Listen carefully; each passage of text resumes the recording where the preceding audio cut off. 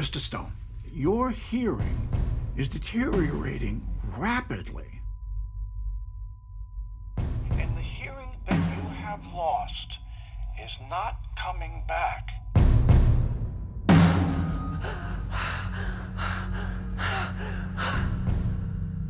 I can't fucking hear you. Do you understand me? I can't. I'm fucking deaf. I'm fucking deaf. There are implants. Well, then let's do that. It's a very involved process, and it's quite costly. Then we'll come back. Till then, Lou, we just keep going, okay? No.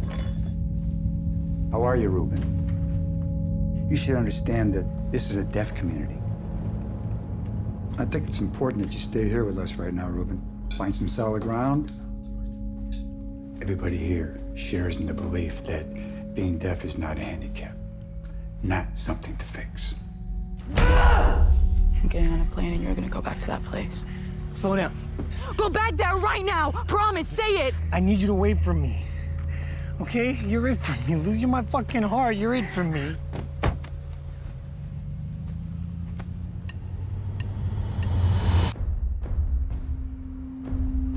It's time. I gotta do something. How'd you get the money?